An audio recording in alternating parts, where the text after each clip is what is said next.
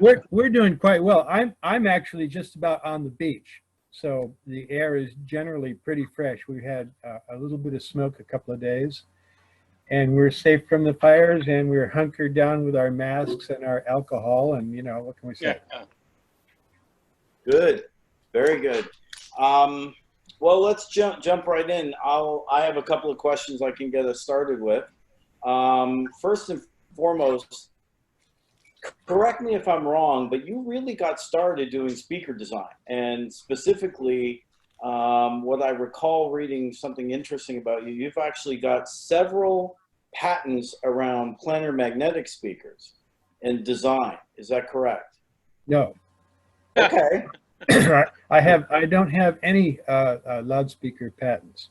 There was a patent that ESS applied for, which would have been a variation of a Heil woofer, but after I left, they dropped it. So, got it. No speaker patents. Well, actually, that's not quite true. I do have a patent on the absorption, active absorption mechanism, the phantom acoustics shadow. Okay, there was a time during the 90s you were definitely playing and building some speakers. I started out building speakers. There's no question about that. When I was about 15. Okay. And so I continued to do that all the way through my time at ESS. But toward the end of that period, I was becoming very interested in amplifiers. And so by 1971, I was building amplifiers and screwing around with that. And by the time I was out of ESS in 73, I got together with the guy who was one of the marketing people at ESS, and we decided that we were going to build amplifiers. So we started Threshold. And that was in 1974. That would have been in 1974 we formed Threshold. Very good. Very good. And then at some point in time, you were designing amplifiers for AdCom, is that correct? Yep. I designed the 555 and, laid the basis for the series that came off of that. And also later, some years later, we came back and did the 5800 and the series that followed that. And then fast forward to 1991, I believe that's when you started Past Labs. That's when I started Past Labs. Very interesting. I have a question for you regarding the very successful 0.5 series, which then evolved into the current series of 0.8. The voicing is very different between the 0.5 and the 0.8. How did you go about evolving the sound from the 0.5 to 0.8? Was it through biasing? Was it a different approach? What were some of the things that you did? There were two primary differences. One was the 0.5 series had a front end that would have been thought of as a VFA, a voltage feedback amplifier. That was, in this case, it was also symmetric, and that was a circuit that was covered by a patent. However, we worked up a CFA, a current feedback version of that, which was also symmetric. It was no longer covered by the patent, but it did give us some pieces of performance that we didn't see in the 0.5 that we preferred. The other item on that was that we had pretty much observed that the harmonic structure of the output stage that we were preferring was that of something having a slight amount of second harmonic of negative phase. And so this is kind of going back to like Jean Haraga's work at Revue de Son, where his statement on the subject was that he liked a spectral distribution of distortion, which was second followed by lesser amounts of third, and then far lesser amounts of higher order harmonics, so that there was a progression of diminishing amount of harmonic content at the higher frequencies. In the case of the 0.5s, they were sufficiently symmetric that they tended to be purely third harmonic. And so what we did is basically deliberately introduce some asymmetry into that circuit, so as to give it a structure of having a dominant second followed by a lesser amount of third, and then a diminishing a higher order harmonics. That, and we also, having learned from our experiments with the SIT amplifiers, the SIT1, the SIT2, and playing with some others also, that the character of second harmonic having what we refer to as negative phase in terms of its timing relationship gave us, first off, it's different than having a positive phase second perceptually, and the difference in perception on it tended to be, and it's not true of what all people experience, but tended to be a case where a negative phase second gives a greater depth to a sound stage and the illusion of more localization of instruments. By contrast, a positive phase second is got a warmer characteristic, and at the same time brings the presentation a little more in your face, and maybe perhaps a little more intimate. And it might even be described as having slightly more detail.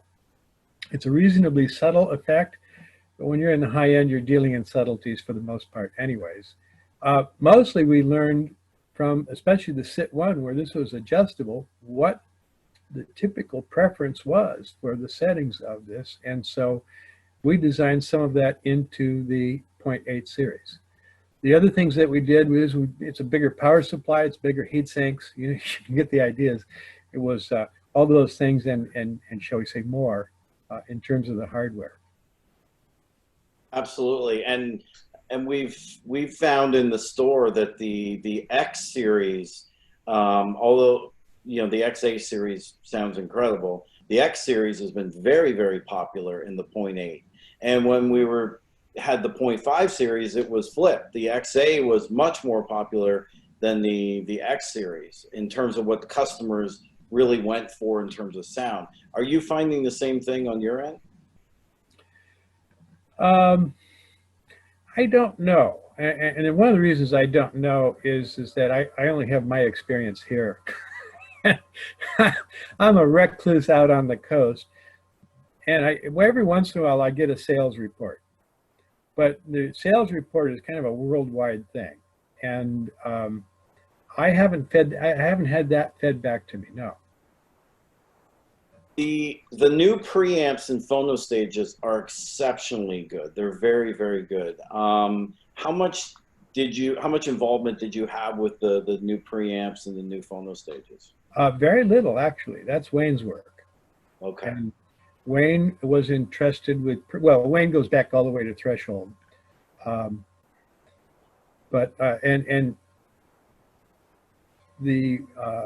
After Wayne joined, I had put out the LFP preamp at Past Labs back in 92 or 93.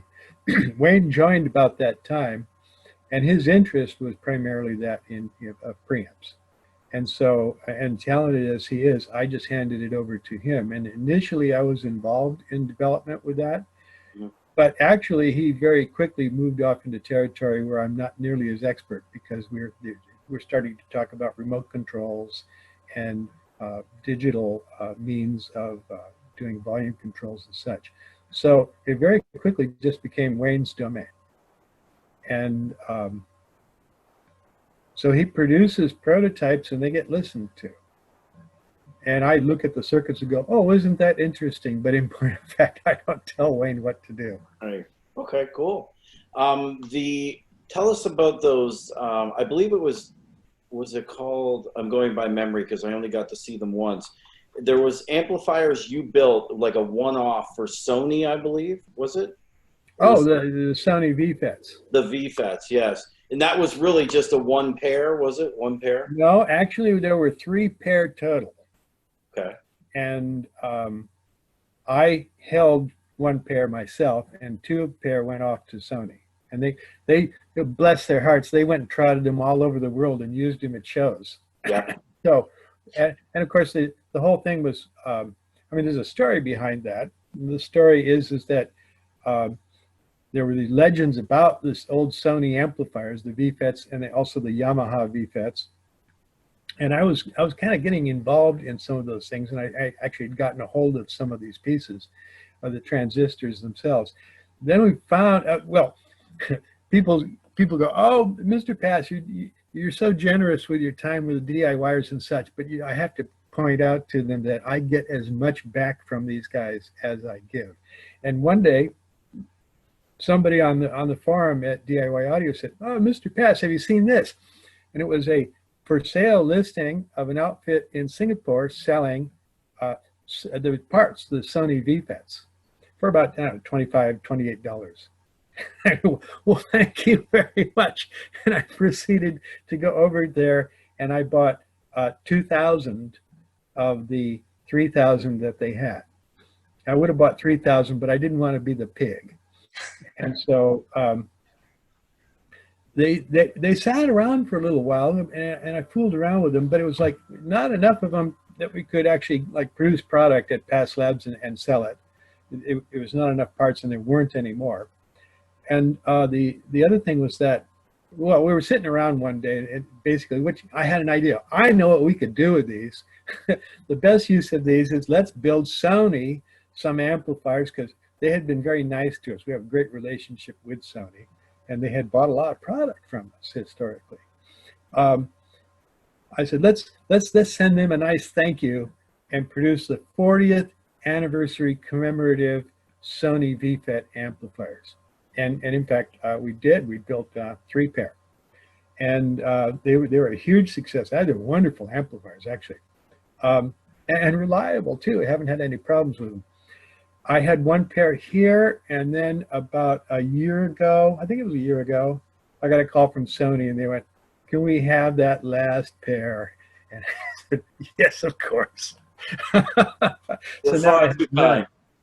But I do have a nice stack of those parts still left over. We enough to do a few. We did a DIY version of that amplifier at DIY Audio, and it sold out rather quickly. And now I'm down to, I've got just about 400 of those parts.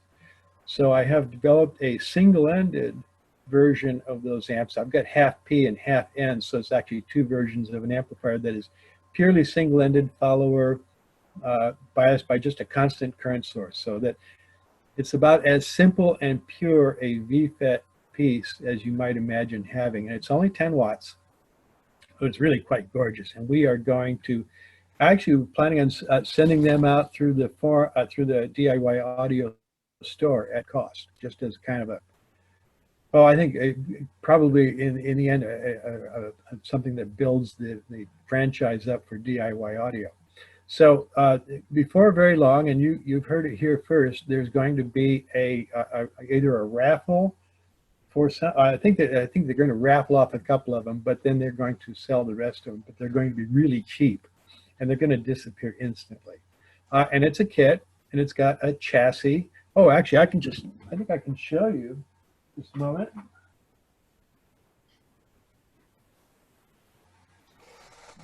Yeah.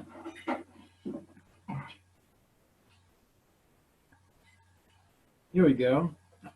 This is, let's see if I can hold this up so you can see it. This is a single channel. And you can see there's one of these transistors is a TO3, is the Sony VFET. The other one is a big honking MOSFET that we use for a constant current source. And it's got a front end on it that is some Toshiba JFETs driving a transformer which provides the voltage gain.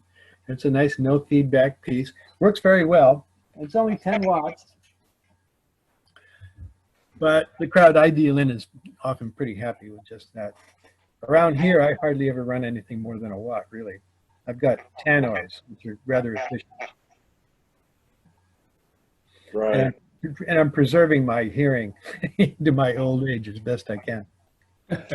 Absolutely. Well, thank you. I got to hear those VFET amplifiers. It was either at a CES when there was still a good CES, or it was at Rocky Mountain. I forget, but it was memorable to say the least.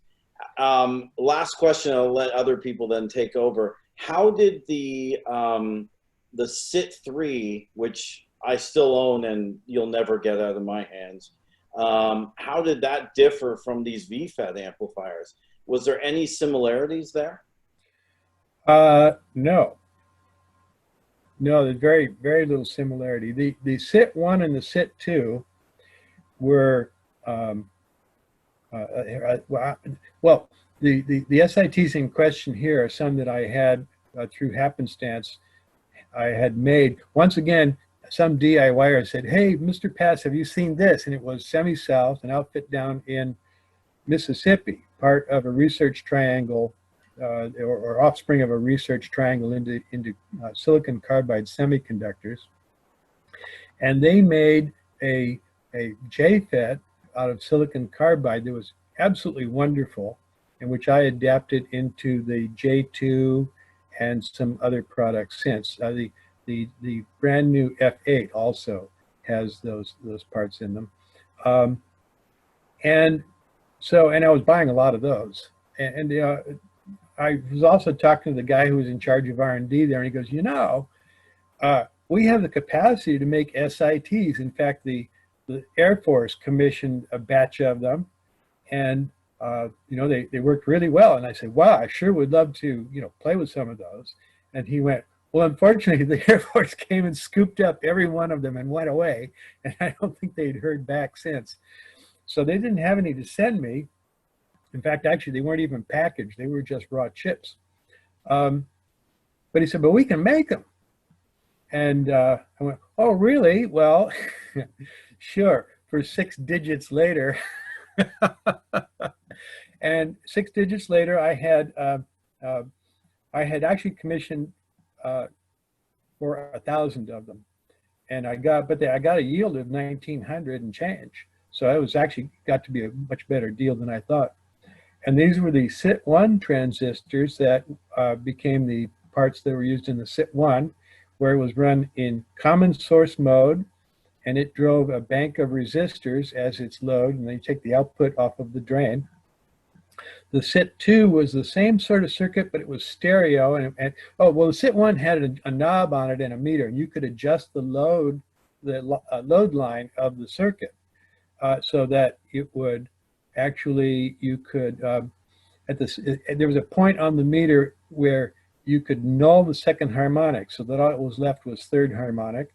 And if you went higher, the amplifier would deliver positive phase second harmonic as its distortion character. And if you went lower on the meter, it would deliver negative phase distortion characteristic.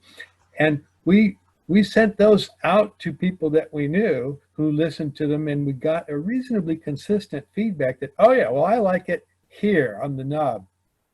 And that was something where it came in to be about 0.5% or so negative phase second at a watt.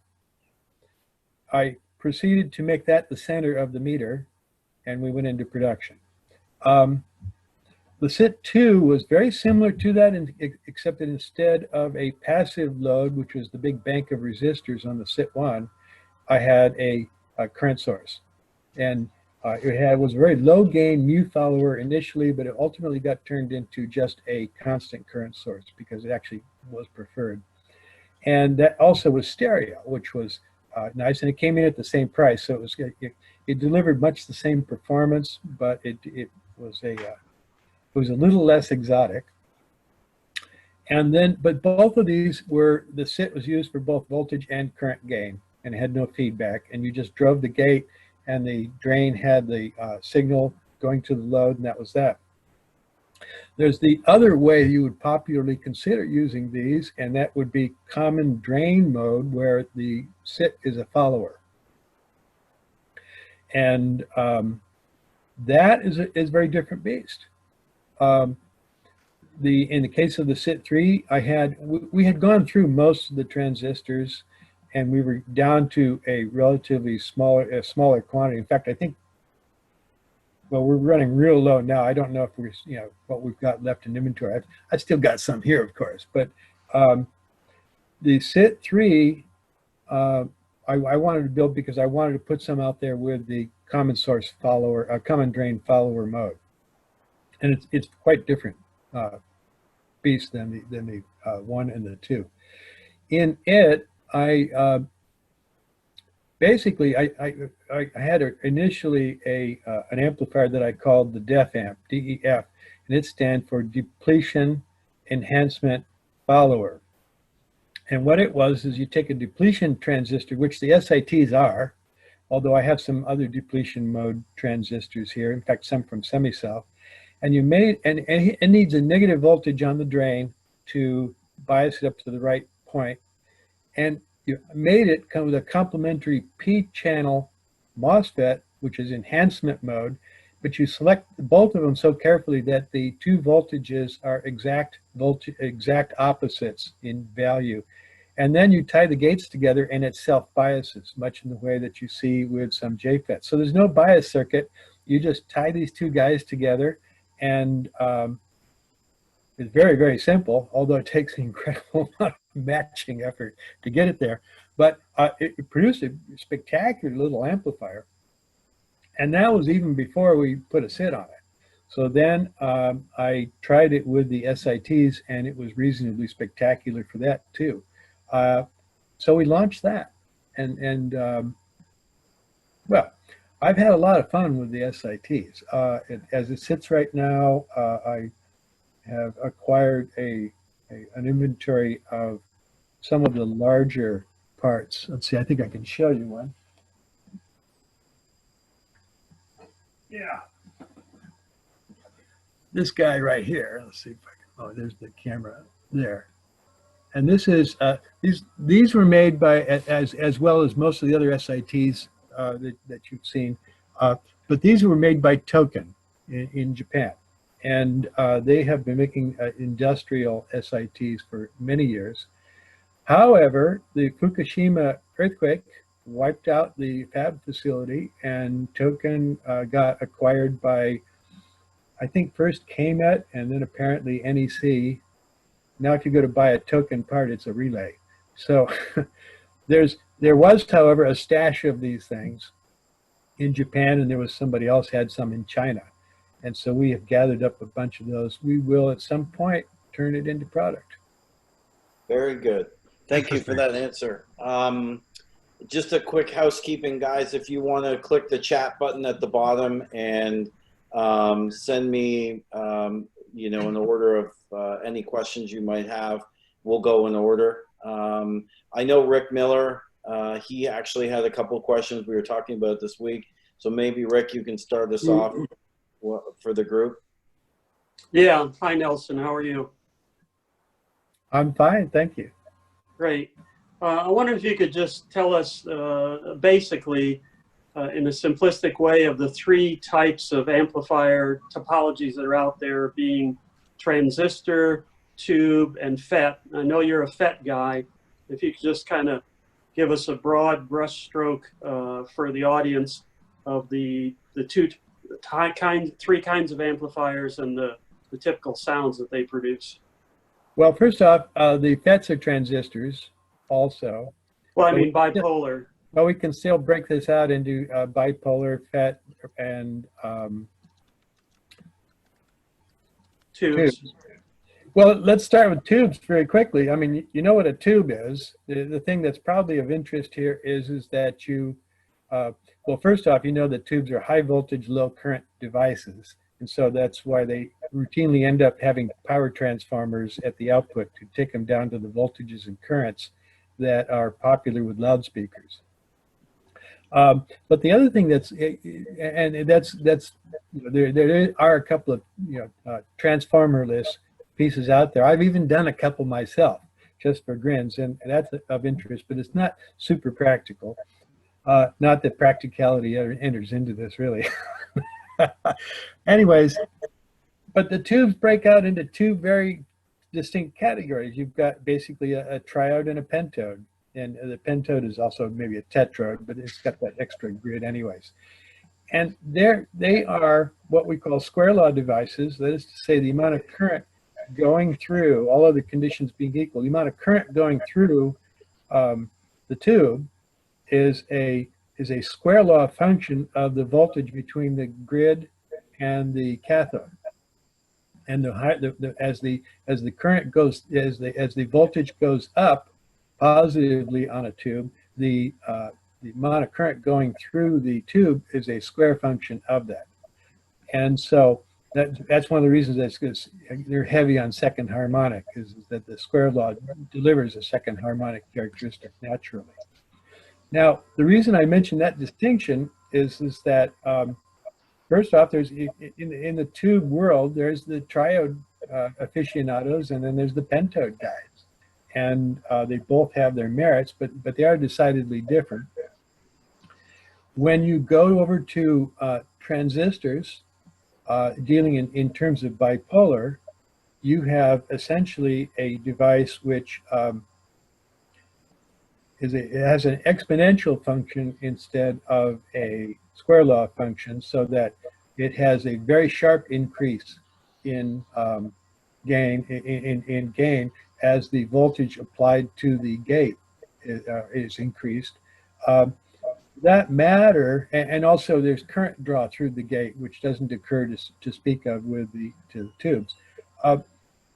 In that particular case, that function is so strong that they don't generally talk about bipolars as voltage gain devices. They talk about them as current gain devices. And but you can look at it either way. It's just that practically speaking, you might as well be talking about the current, because it's more linear with regards to gate current than it is to gate voltage. It has, going back to the tube for a moment, triodes and pentones are distinguished from each other because the other dependency of amount of current through the tube is the voltage from plate to cathode. And it's always a case where the higher the voltage, the more current will flow. But in the case of a triode, it is very much a strong dependency. If the voltage goes up from plate to cathode, the current goes up a lot. In the case of a pentode, it's made to level off because of the extra grid, so that it doesn't have that strong a dependency. In some case, in a lot of applications, that's a big advantage. It just so happens it isn't necessarily preferred for audio.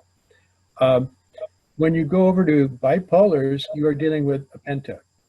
It's a current gain device, but when you look at the characteristic curves of this, it looks an awful lot like a pentode. You know, the axes on the graphs are a little different, but the characteristic shape. There are, however, well, in the case of SITs specifically, they are solid state triodes. That is to say, a strong dependency of the voltage from, in this case, drain to source, in terms of the amount of current that goes through. So as you raise the voltage across an SIT, the current goes up. And we're not talking about the control pin, which is the gate. We're actually talking about, you know, it acts like a triode. In fact, some of the most prized versions of SITs are the ones that most resemble triodes. And I think there's a certain amount of sentiment with regards to that. The closer it is to a triode, then the more tubey it's supposed to sound. So in the case of the bipolar, you've got such incredibly high gain on the base to emitter junction in terms of the current that goes through the device. They don't even talk about it as being that sort of dependency. It's because it's the current through the gate that is more a representation that's more practical. So then you have field effect transistors, which are kind of like tubes, and they come in the two models. One is your standard junction FET, and the other is a MOSFET, which is an insulated gate. So that, but they tend to be really quite similar in a lot of ways. So you have MOSFETs and JFETs. You have the same, or it's very similar, square law characteristic on the control voltage from gate to source that looks like in most cases a pentode, where the voltage going through the device, or the current through the device, is grid to cathode. It's got kind of the same square law characteristic, and so it's very convenient for audio in that regard. The standard MOSFET and most of the JFETs that you see are pentode in nature. And the SITs are the one example where it is triode in nature. There are both, tubes, of course, come in only one polarity, what we would think of as N channel, because there are no anti-electrons available to us to work with. However, in the case of solid state, you have P and N, where you have a reverse polarity versions of the device, and you can particularly great for running them in push-pull configurations. Most convenient, actually. So you've got the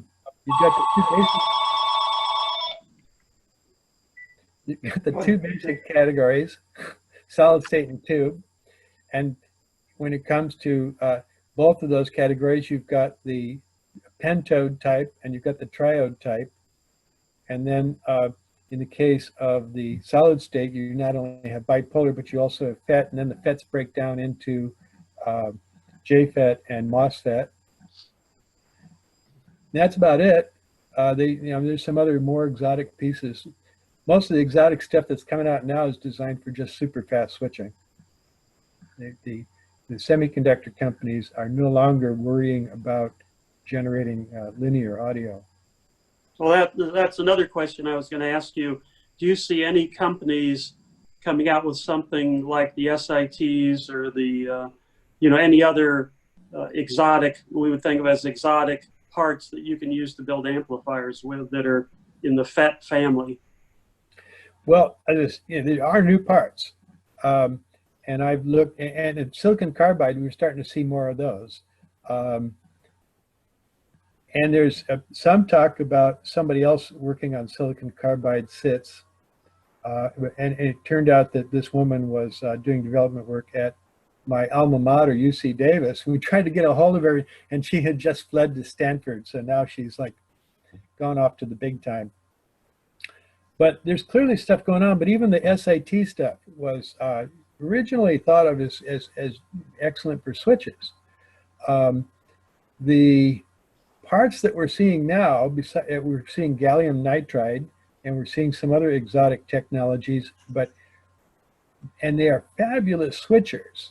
But if you go to make a linear amplifier out of them, which is the kind that I build, you find out that their safe operating areas are only in two states, either 100% on with no voltage across them because they're switched on, or 100% off. And they can't spend any significant amount of time in between those two, microseconds, milliseconds. I found that out the hard way by buying a tube of one of these particular parts. And it was everything they said it was. What they hadn't said is don't try to operate it at say 1 amp, 20 volts, because this 300 watt part will not do 20 watts in the middle zone. And I blew up a whole tube of them. I could not believe I was doing something wrong. So a lot of the parts that are coming out now are great for the guys who are building Class D. And so you're starting to see gallium nitride and some other technologies showing up in Class D products. And it's because they're terrific switches. And of course, they were designed for the future in which power is handled as efficiently as possible. Thank you. I think, AJ, did you have a question? AJ? Yes, I'm sorry. Yes, I was just noting the irony that I spent most of my morning working on an ESS pile design, completely unaware that Nelson Pass had an association with the company. I didn't realize ESS had been around that long, actually. Oh, well, I have an excellent story. I'm sorry? I say I have an excellent story. I have a story to tell you. Oh, okay, great. Great. I got you. About ESS, I hope, or Yeah. Well, see, I was taking physics at Davis, and I had to be employed. I had to pay my way through the second half of my college education. So, but it so happened that a guy that I knew who was doing amplifier work and was just a genius, and who actually mentored me on several occasions, he had fallen in with this crowd of guys in a house in Sacramento, ESS, and there was electrostatic sound systems, and they were taking various electrostatic panels, including quads, and let's say they had Janssen tweeters, and they were using KEF mid-ranges and KEF whoopers, KEF B110s and 139s in transmission lines, and they were building product. And so he got a job with them because they wanted to get into amplifiers, and so they hired him to design amplifiers, and he was very terrific at it. So he'd been there a few months, and I went, and I was still mostly a speaker guy. So I visited over there and, had a little chat with the guys who owned it, and we were just talking about stuff. And I had mentioned that I was doing some work, and I could use, basically the offer I gave them was, I had access to the anechoic chamber at Davis, which was something that was, that's great. and the reason for that is I worked for the Department of Engineering in Summers. And so my thought is that if you can help me out by building up some of these boxes, particle board boxes, which is what they were doing, and let me have them, I'll share the results. And of course that was a very cheap offer. They went, well, how about if we just hire you? How's that sound? And I went, that sounds excellent. So I went to work there doing stuff. And that was about a month before they met Oscar Heil. And one day Oscar Heil went, basically to paraphrase, he knocked on the door and said, hi there, I've got this fabulous tweeter, and maybe you'd be interested in it. Well, these were not dumb guys. They jumped right on it. So by the time I actually was working there, they had moved out of the house and were in a little shop space off on Power Inn Road in Sacramento. And I got to watch the transition from a sleepy little outfit, cobbling together a few loudspeaker products and getting them sold, to a roller coaster ride that took them up to about $20 million a year very quickly, and went from 4 or 5 people to 200 people, including the lady who became my wife. So my job there is I was still going to school full time, but I worked nights at ESS. And so I would get out of class and drive to Sacramento. And in fact, like I said, that's how I actually met my wife, is that people were working the night shifts and the late shifts. And she was actually just kind of stuck there at the time. So she was in the department where they were making Heil diaphragms, folding diaphragms and doing stuff. And I had set up the quality control equipment and procedures to test the diaphragms that came off, because they wanted everything to be perfect, and they were very fussy about that. So we set up a little miniature anechoic chamber with all the equipment to measure the response curves and so on. And so she's off in the diaphragm area one evening, and I go, well, hey, you look like a smart kid, come over here. She's slightly older than I am, but and I showed her how to use the equipment and set her up. She got all set up. She ended up ultimately being head of quality assurance at ESS for a number of years. I graduated, and then some months later, I left ESS and formed a partnership with the marketing guy, Rene Besnay, and we formed Threshold. Spent the next year in 1974 developing the 800A amplifier, and then launched it in 1975. Very cool. Thank you very much. Unfortunately, I didn't know until I just peeked at the wiki page when Mike mentioned that you worked for ESS. And unfortunately, it doesn't appear there is an ESS wiki to say the history of the company, but that's fascinating. Oh, well, there's a lot more history, but after that, it was largely things that happened to them after I was gone. I like to think that just at the point where I was leaving, they were at their pinnacle. Well, thank you. You also know somebody who I know, Stuart Yaniger? Yes, indeed. Yeah, he's more my kind of guy when it comes to audio and how to test things and that sort of thing. Well, I'm a speaker. I'm a burgeoning speaker builder. Semi-objective. Correct. So Well, it was no. just interesting to hear Now, that you started out with anechoic I'm chambers. sure you must know that ESS is actually still in business. Yeah, that's what I was using one of their tweeters in a design today. Like I said, measuring most of this morning. I have talked to Ricky there on and off over the years, and not long ago I noticed that they're selling them online. You can get the original high. So I called him up and ordered one. Actually, I ordered one online. I got a call from Ricky. He goes, "Oh, fabulous!" His wife is folding diaphragm, so we really have something in common.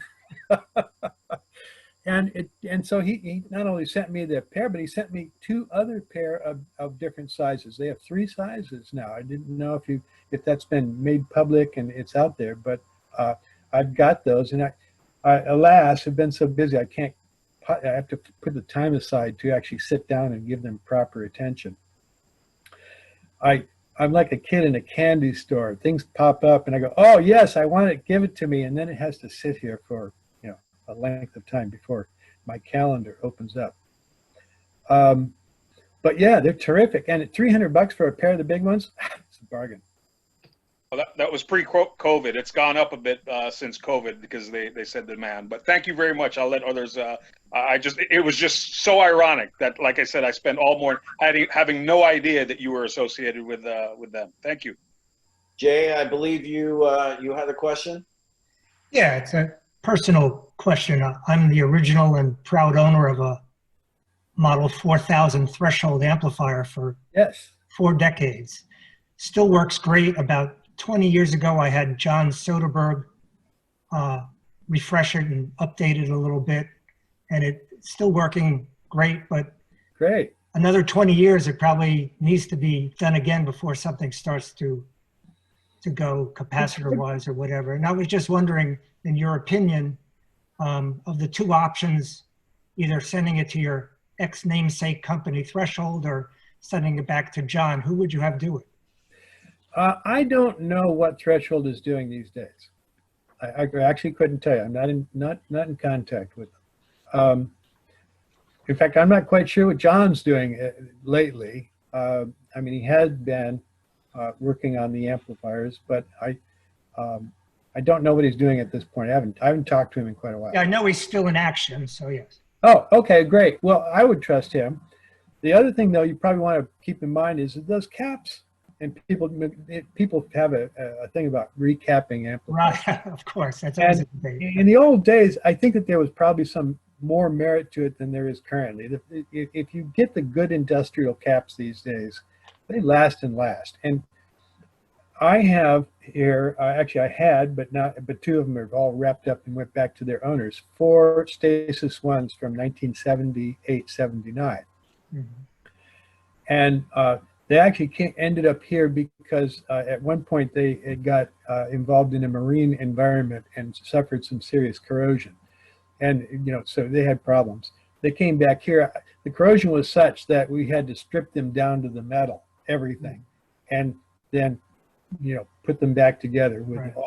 all new hardware and everything else. Because the rust got to them instantaneously. Of course. Well, the caps, the power supply caps on that were 40 years old, I think. Yeah, at least. And in point of fact, I tested them very carefully. They were perfect. And this was a guy who had run them for 40 years. And I was actually surprised. But they had slightly more than rated capacitance, and they weren't leaking. And when I put the amps back together, they were just hunky-dory. No reason even to touch them. But again, these are your classic Mallory, Cornell, shall we say, name brand capacitors. And they were designed for, in the old days, computers. Computers had to really hold up with tremendous amount of current going through them. So, I think that people rush to replace capacitors almost as a pro forma. And I personally recommend that people, take the opportunity to test them before they bother. Right. Well, this hobby, there are a lot of old wives' tales.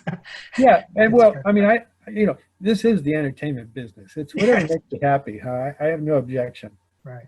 You do, I should say anecdotally, a mutual friend, Steve Cianciota. Have you heard about him?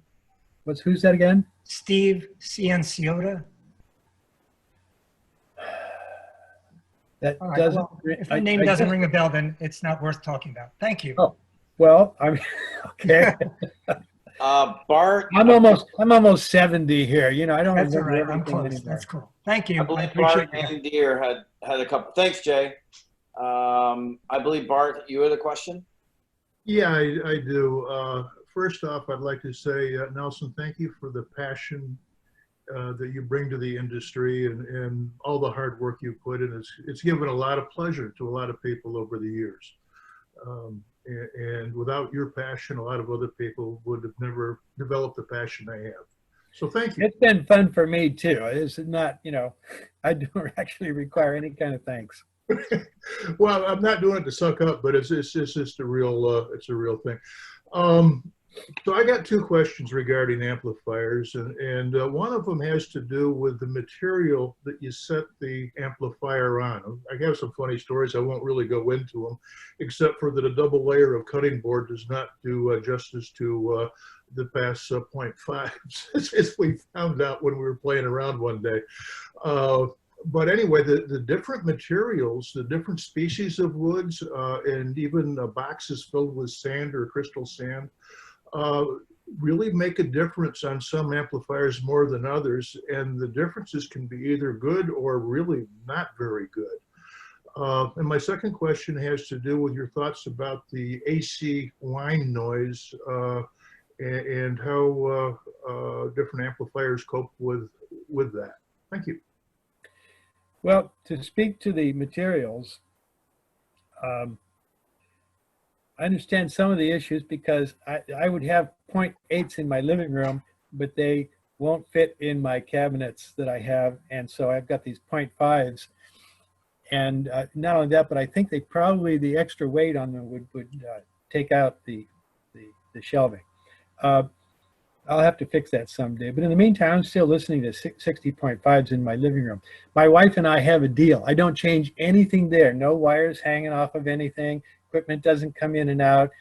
The professional listening, as it were, is done elsewhere. Well, there's clearly a case where you've got microphonics that will find their way into the circuits. There's cases where the magnetic situation, it can be altered by various and sundry materials, and these things are I would say they're measurable, but I would also point out they're really subtle. I don't personally get involved. I leave that portion of the entertainment to everybody on the other end of things. So in fact, actually, you understand, from my standpoint, it's a case of I don't use special cables. I don't use special anything in my what we refer to as the business end of the listening system, because I don't want anything to be dependent on specialty items that are outside of the product. I want to experience it on its own. I want to experience the product on it. First of all, it has to be a very consistent scenario. It has to be the same stuff. I've had the same speakers for longer than I wish, actually. I've got the big tannoys. They aren't the best speakers in the world, but they are very revealing of electronics. And the other end of it is I've got 10 years of memory in my brain as to how they're supposed to sound. And it makes my life a lot easier when I'm listening to stuff that I'm working on. Having said that, let's see, there's another point I wanted to make. But the point here is that I stay away from specialty items when I'm trying to evaluate equipment, because it's a distraction from the job that I have in this case. Upstairs in the living room, I have crystal quartz bowls that ring in response, and it adds a nice ambiance that I happen to enjoy. So, there's the other end of this. And it's not like I don't indulge myself somewhat. To get to the subject of power, power lines. Well, the power lines are dirty as hell. Oftentimes they're dirty enough that they make the transformers buzz because they're having to absorb what amounts to net DC figures from the distortions that occur. One of the reasons that the power lines are so problematic is there are so many things being switched on power lines these days. You have triacs everywhere, lamp dimmers, all sorts of appliance controllers, industrial controllers, amazing amount of stuff. Not to mention, amazingly, that you've got large inverters on solar arrays. Out here, we've got quite a few solar arrays. I have a solar array being installed in the next couple of months, so I'm going to be dealing with this personally. The inverters put a certain amount of noise on the line, and you have, where I am, you have a chorus of them. All of that stuff does, in fact, give you some level of degradation. And it's only a question of how much it is and whether it's of a variety that is audible. In the case of high frequency noise, which is something that is it's kind of invisible because it's supposed to be ultrasonic, we still nevertheless see quite a bit of IM products that find their way down into the audio zone. And give you an example, history of looking at circuits, when you have parasitics, which is a high frequency noise developing locally in a part, sometimes it's at frequencies with some of these nicer FETs. It's at frequencies that my scope doesn't want to see. And it only shows up, and it's not that the scope can't see it, it's that the rest of the circuit tends to absorb this action, but it's still there. The only way you sometimes know it's there is by looking at the distortion figures, because the circuit is distorting by virtue of the fact that something is doing a parasitic oscillation at a megahertz or so. The megahertz doesn't enter into it. It's the fact that one particular part is going crazy dealing with this, as is potentially the feedback loop. So when you're dealing with line noise, you're not only dealing with the low frequency stuff that you hear coming out of the speaker, but you're dealing with high frequencies that tend to show you, let's just say, to spoil the cow's milk. The analog circuits don't care to be processing those at the same time that they're doing audio. And it shows up to varying degrees. It's exacerbated by feedback, typically. And so that's one of those arguments about feedback that you could probably say, well, there's some merit to not having it. I don't want to get into a big thing with this because I just ultimately evaluate everything based on mostly how it sounds. That's the important element. And we are a little different than a lot of the solid state crowd in that we just put less emphasis on the specs. We're not driving down to the triple O, quadruple O numbers for distortion. Rather, we want reasonable figures, and we'd like to have it as being very low harmonic content, particularly if it's just second or third. So line noise and or the distortions that you get from all of these noises are best removed. And right now, the little amplifier I showed you, the Sony VFAT, the little piece that I just waved around, that is driven by a desktop switcher. And it's a 36 volt. Actually, it's a medical grade switcher. That doesn't mean it doesn't have noise. In fact, it does. And I have to put a filter on. In fact, first off, the unit was chosen for the lowest noise that we could find on the marketplace. And then we still have a big RF filter at the input to the amp. But it's being powered by a desktop. We have to filter it.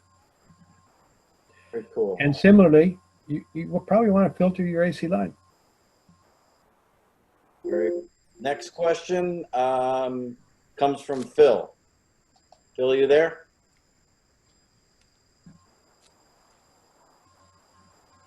Earth to Phil. No Phil.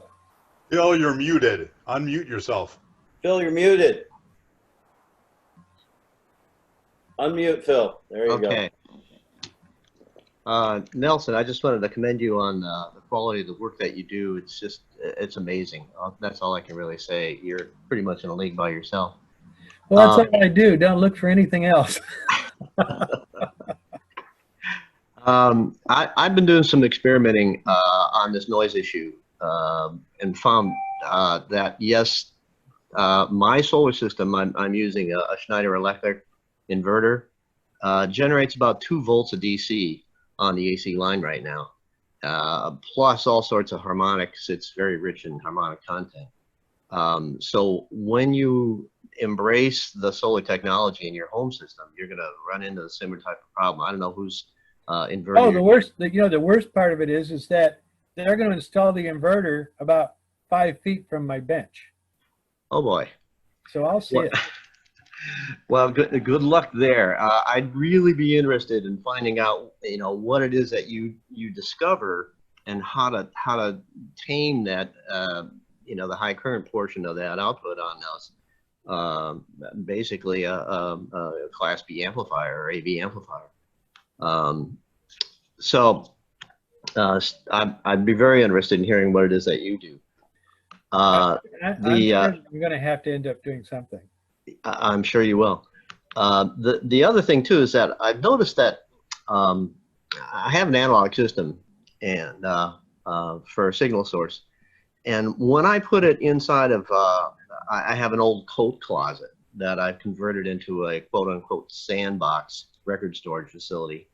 And when I did that, I used about 2.5 or 3 inches of sand and a piece of granite, and I set my table on top of that, and boy, oh boy, I tell you, the noise that was eliminated by just using that was just greatly reduced. Yeah. I was surprised as to how good that actually works. Have you experienced a similar benefit? This isn't my area for expertise. I had a partner for many years, Joe Sammet, who was the sharpest pair of ears on the planet, as far as I could tell. And he was very useful on a whole lot of levels, but his listening skills were better than anybody else I know. And he was a fiend on this particular subject. Of course, he's the same guy who developed these tannoys also over the course of 10 years, which were very special. They're tannoy coaxials from the 60s, 15-inch with the particular special compression driver that they had, and they're mounted up in upside down Jensen Imperial enclosures, and a crossover that he spent 10 years on. So, as I say, it's actually not the best system in the world or most pleasant. It's the most revealing, is what it is, and that was his point. He spent a lot of time building bases for turntables. And the president of the company, Desmond Harrington, who is also our industrial designer, he and Desmond spent years putting together various bases for trying out different materials. Let's see, what do we got? The last time I have one here that's got a laminate. What do they call that wood? Just a moment. Brain fart. The bamboo. Oh no, it's bamboo,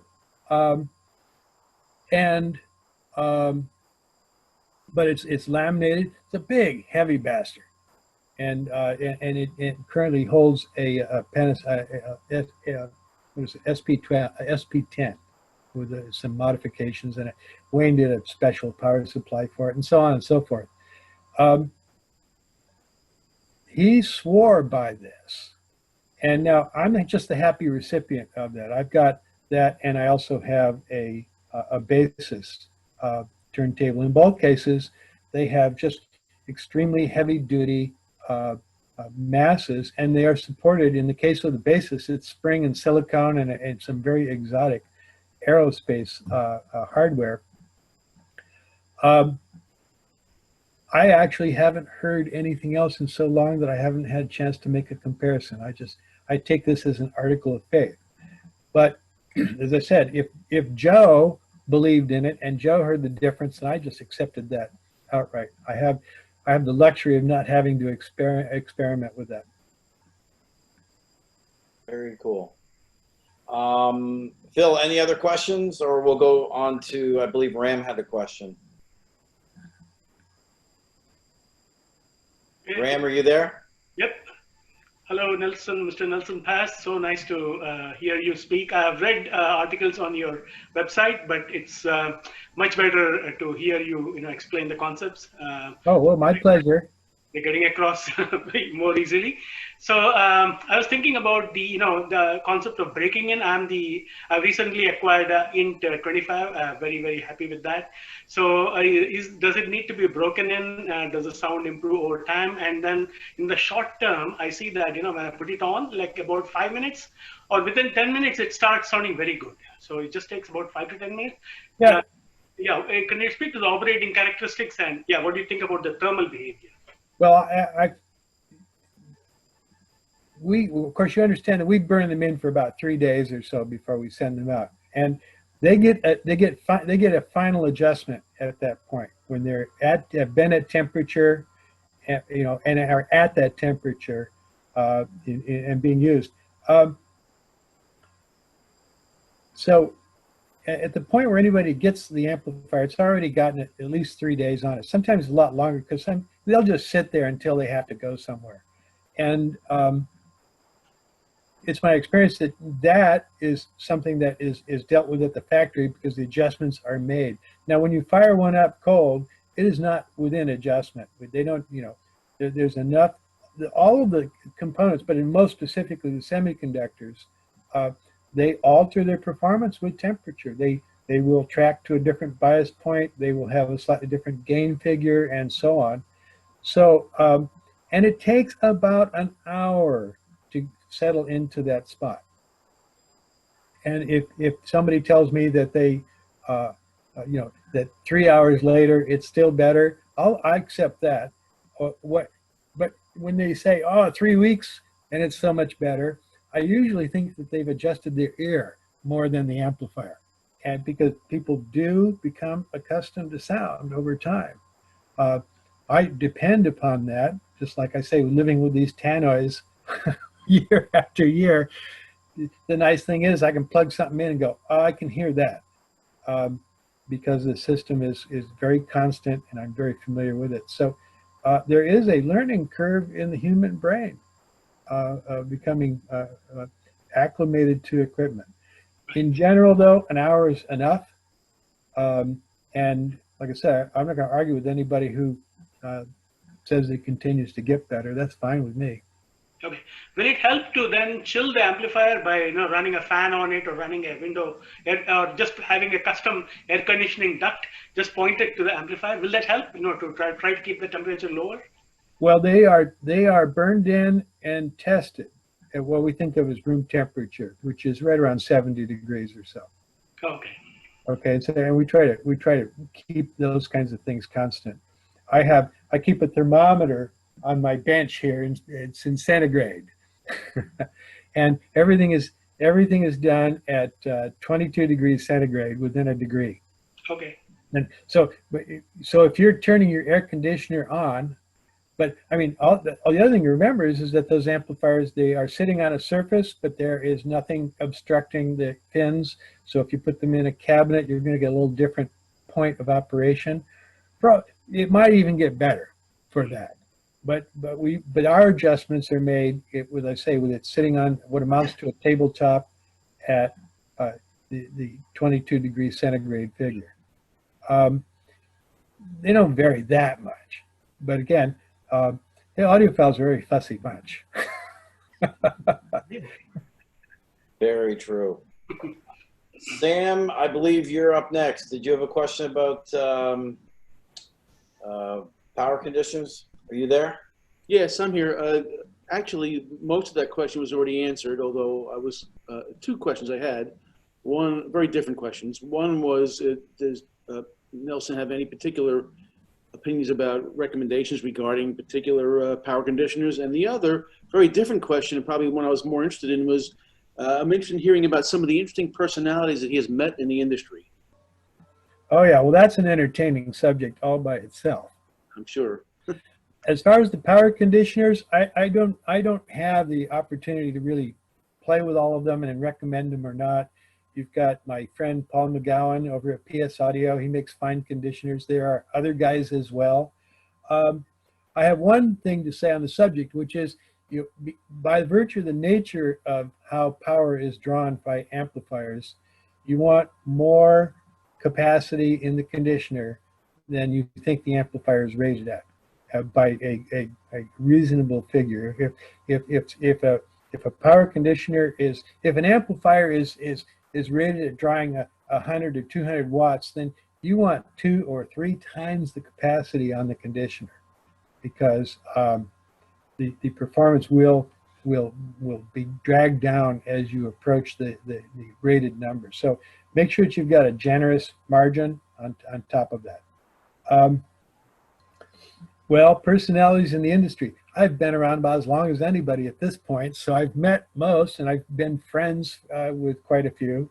It would surprise you to know that, Dan DiAgostino and I have been friends for a very long time before he got into amplifiers. In fact, I'll tell you his story quickly. I mentioned Joe Sammet, the best ears on the planet, unfortunately no longer with us. But when I first met Joe, he had stacked Dayton Wright loudspeakers. Now, Dayton Wright XG8s, those electrostats in the sulfur hexafluoride gas with a 10 kilovolt bias on them, were the most difficult at the time, the most difficult speakers to drive that existed.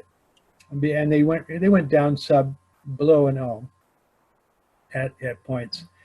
And the reason that and Joe had those, and not only did he have that load, but he had 2 of them running in parallel. And so it was the nastiest load on the planet as far as we knew. And this is like 1974, late 1974 or so. And Phil Coelho, who was the vice president at ESS, we had actually taken our amplifier back there and showed him what we were doing with it. And Phil Coelho goes, you need to go talk to Joe Sammet. Joe Sammet had been one of the investors at ESS, because he's got the stacked Dayton Wrights, and you need to try it on them. So we went down to San Francisco to visit Joe, and basically fired the 800A up into the Dayton Wrights, and the protection shut down instantly. And it took 3 more visits of pruning back the protection before we could get the amp to drive those speakers without it shutting down. In fact, we cut the protection circuit out altogether, and then it finally worked. But Joe was an acquaintance of Dan DiAgostino, who was the rep for Dayton Wright. And in fact, because Joe is one of those guys who would not only have those speakers, but would have a tank of sulfur hexafluoride gas to spare, he was also doing repair work on the West Coast for anybody whose Dayton Wright sprung a leak. So Joe and Dan were quite close, and that's how I met Dan. And the years went by, and Dan, we would go out on, we would go out on visiting dealers together and do all sorts of stuff. The day came when Dan decided to get into amplifiers, and at that point, it did create a slight pall in the relationship. But in point of fact, all these years later, Dan and I have gotten along really quite well. I will tell you, I appreciate Dan for a whole bunch of reasons. I know how tough it is to be him and to do what it is that he's doing. And I'm a lot lazier, really. I have a lot of people at this late doing stuff for me so that I can just fart around. But the thing is that, let's see, what was I going to say?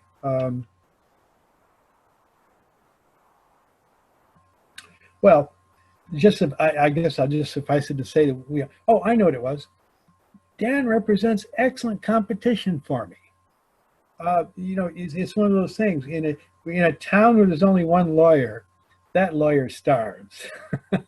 And Dan is the other lawyer for me in the marketplace. He's not the same, but we go after much the same kind of customer. We have much of the same kind of attitudes about how stuff is done. We're not really the same, but he provides a benchmark in the marketplace for somebody like me to operate against, and probably vice versa. And so actually having Dan as a personality in the field is, for me, it's a net positive. And as I say, we get along quite well. I know lots of other people. Well, of course, I spent a lot of time with Oscar Heil. But what was to say? He was an old German guy who was a genius. It was one of the nicest people you could meet. Similarly, with the physicist Alan Hill, who developed plasmatronics, who is still with us, and actually still considering a possible design. If you can just solve the problems, would be the next wave of plasma tweeters. Let's see, who else we got? I've known most of the reviewers, guys like Harry Pearson. I know, Dick Ulsher. I know, I know the crowd at Stereophile. I know the crowd at Absolute Sound. These are all, by the way, very nice people, with almost no exceptions. I like the people in this industry. I like the customers too. And so, it's actually a real nice place to be. And I don't know, is there anybody else is there somebody in particular you wanted to hear about? No, just your favorite experiences, some of them. I really appreciate your comments. Well, let me see. There's got to be some funny stories in there somewhere. Memory escapes me much of the time. I get off on tangents. I understand completely. I think. Let's see. Who else have I got for straight competition? I don't know. I don't know the guys at Boulder. But I did meet Jeff Rowland before he was before he started a career. I did there was a shop that we had, was a dealer at Boulder Sound Gallery, and I did a seminar there one evening. And it's the usual thing, you stand up and you talk and you answer questions and you meet people and so on. At the end of it, this guy who was like this really, really tall, really tall, it's kind of like, I don't know, almost a stick insect sort of guy looming over you. We very, very nice. It said, this is fascinating. I think that I would like to get involved in this sort of stuff. And I said, well, I really think that you ought to. It's great. Well, it turned out it's Jeff Rowland. And of course, he's still doing it. I have a lot of respect for all the guys who, like I say, are still banging the rocks together after all these years. There are some people who, came and went real quickly. But it's I appreciate the guys who care enough about the industry and have enough interest in it to stick around even into their dotage. Nelson, did you find it interesting that Audio Research was sold last week? Marginally interesting. Yeah. It's going to be interesting to see how they fare. That's for sure. Yeah, I mean it's difficult. Threshold is technically still in business, but I don't know what they're doing. It's like companies come and they can fade. I know it's fairly hard to kill a company. I mean, in other words, there's companies that have, like, people go, where are they now? But interestingly, they're still somewhere. They're just they're in a lesser position than they were at some point. They peaked earlier. I saw a thing by Paul McGowan like 2 nights ago, talking about where did AdCom go? I think was the question there, but it got off into a more general subject of what is it that happens to these companies and so on. And Paul's statement on the thing in the end was, well, okay, these they come and they go, but he goes, I didn't do the up and down success story. All we did was plug away at it year after year after year and just keep banging the rocks together. So, and I went, well, I understand that totally, Paul, because that's what we do. You know, just keep working away at it sincerely, and there are no huge ups, and and as a consequence too, that there are no huge downs. Right now, the market is in some level of turmoil, but I'm happy to report that we've seen a slight slackening in business. But in point of fact, you know, it seems to be doing okay. This is true, I think, of numerous other outfits. But we're a small company, so we can hunker down and take care of the people we've got without as much trouble. But it's run very conservatively. Your brand's almost become a euphemism in the industry.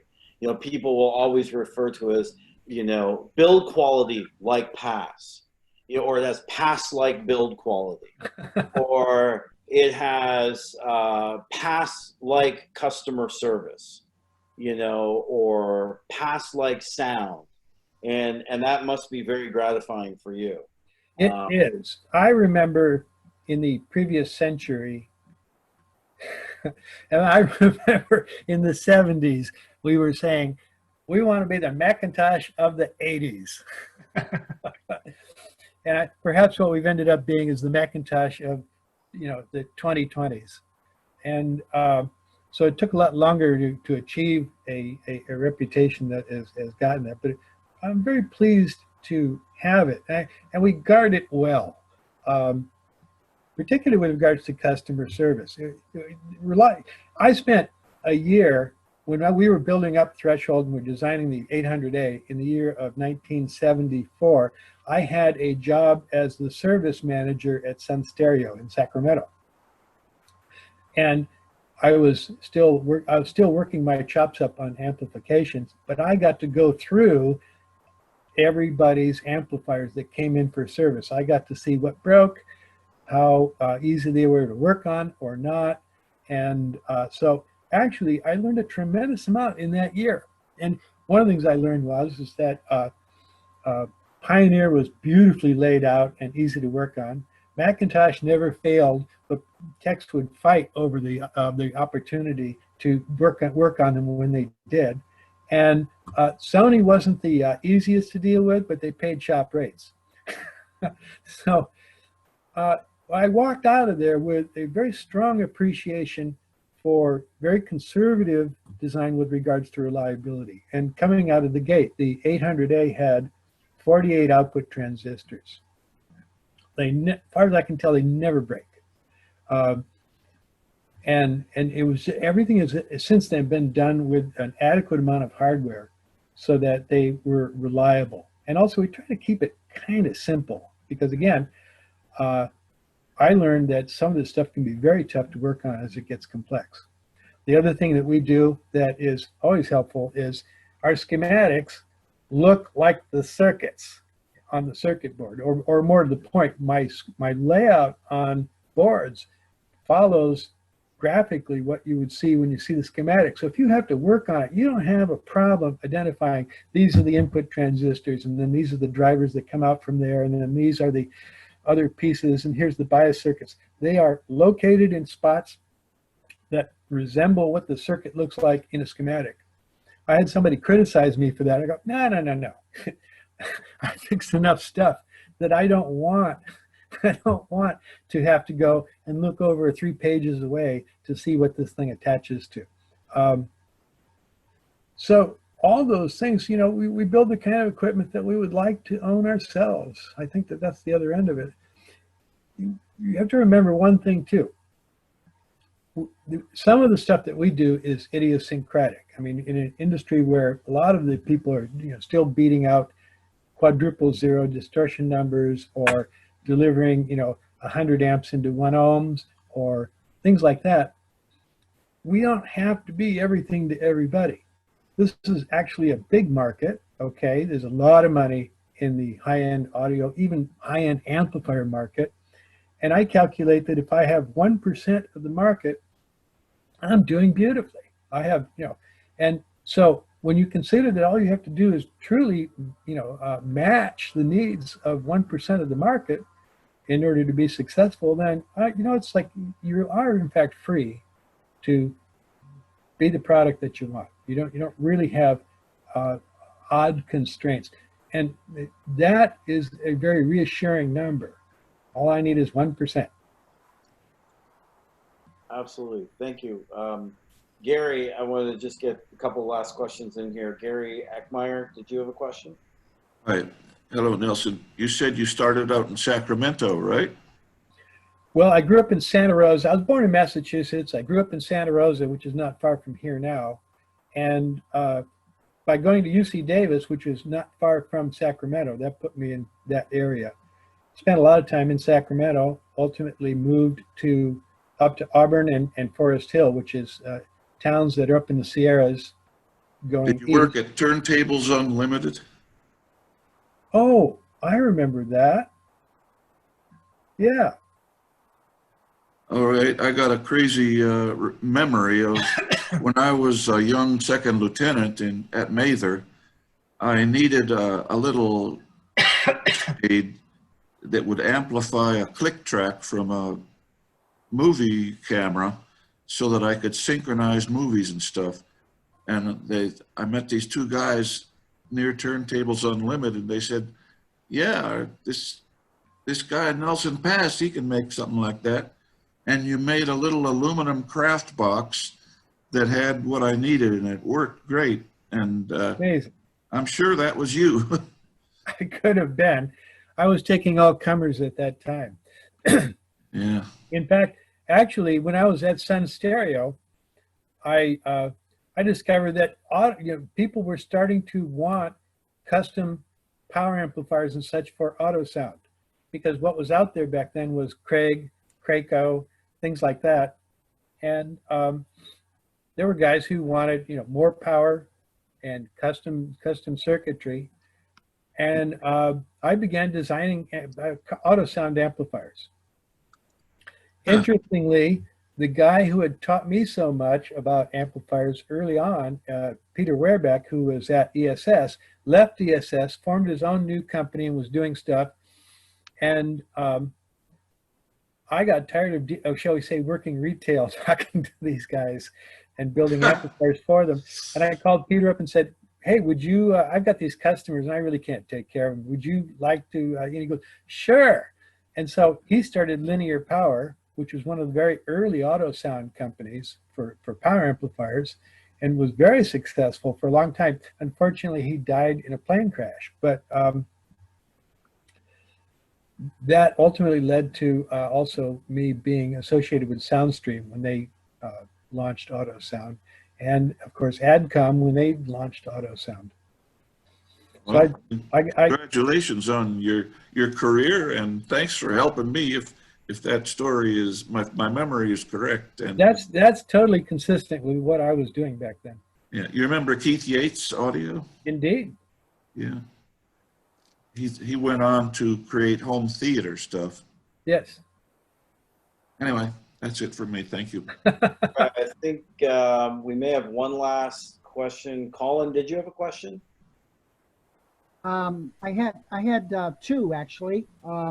One is I don't know which model canoes you have, but horns are uber efficient. And I wonder, and revealing, and I wonder if that doesn't really kind of affect your amplifier designs. And that well, it's certainly excellent for first watt, because they are so easy to drive. My other question then is, we're going to have Ralph Karsten, an old friend of mine who actually introduced me to horns and tubes. Yes, we know Ralph. In fact, he was a good friend of Joe's. Well, I was wondering what you thought of his OTL amplifiers. Beautiful. He makes wonderful amplifiers. Actually, like I said, Joe was a fan of his, and had at least one of them, I know. When I built, actually, I did build a direct coupled tube amplifier, and it consists of a very large batch of 6C, 33C triodes, those MIG voltage regulators that I think are favored by, I'm trying to remember the name of the company. Anyways, yeah, I had 16 of them. We were just about driving 8 on load. Now, Ralph drives his tubes a lot harder, and it's a more complicated circuit, but he does get the job done. Do we have any last questions for Nelson before we wrap this up? We've taken up an hour and a half of his time. Anybody else out there have any last questions? I got two questions, if you don't mind. Nelson, I saw you in a seminar in the 70s at Sound by Singer. It could have been when you made your first threshold amplifier, I'm not sure. But you had said something about selling a patent to Sansui, which was a feed-forward amplifier. Did you ever build any of those? Let's see. It wouldn't have been Sansui.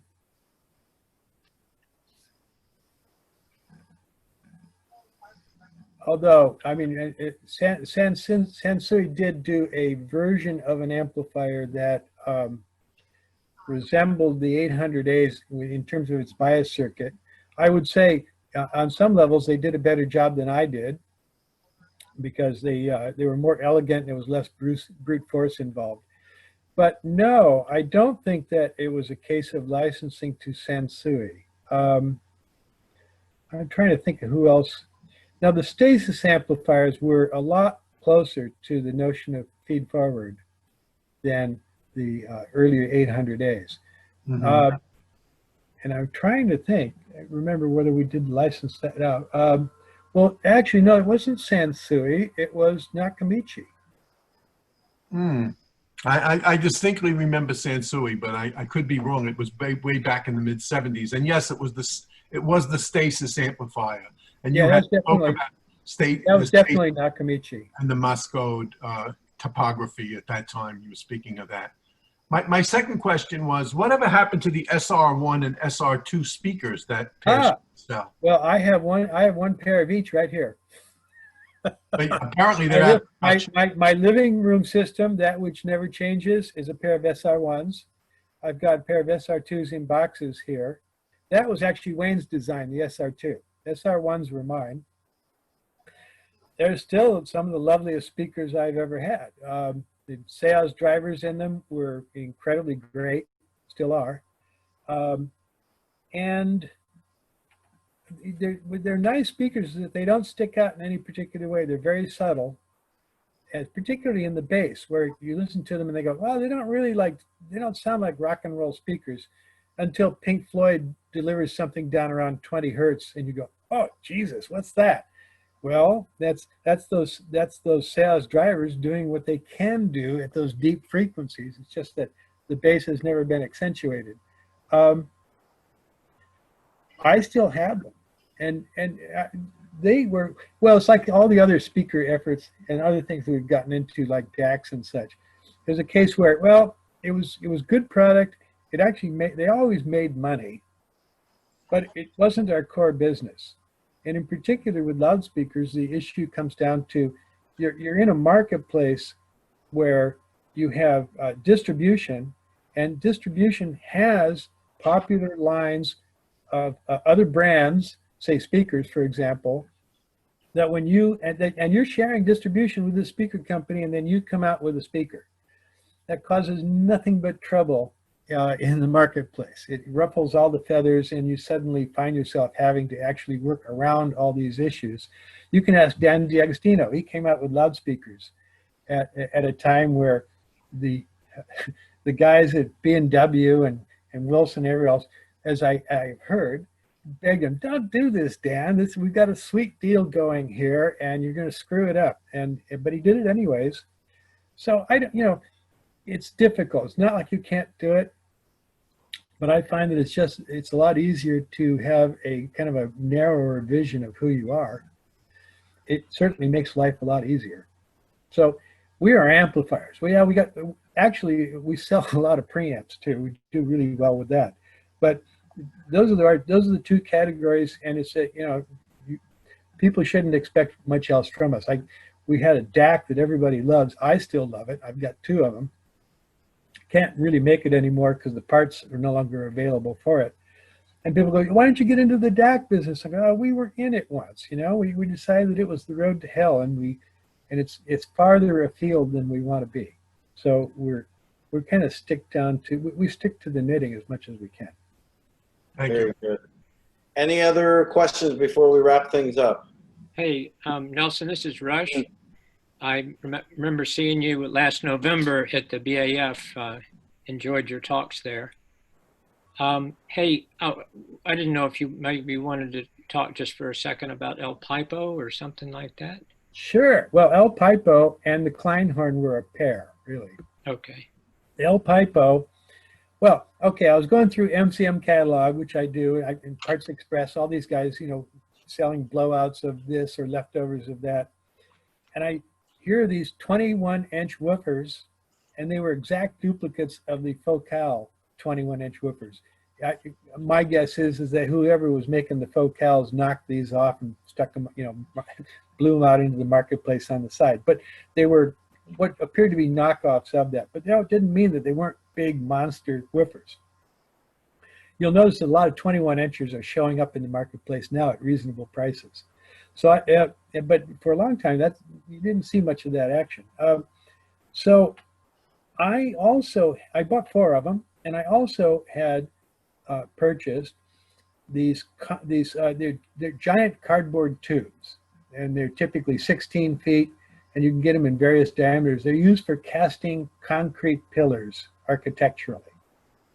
So I bought some of those, and I put 2 woofers in a box and mounted the pipe on top of that, and it went up, and my ceiling height was 12 feet, so I cut it just short of that.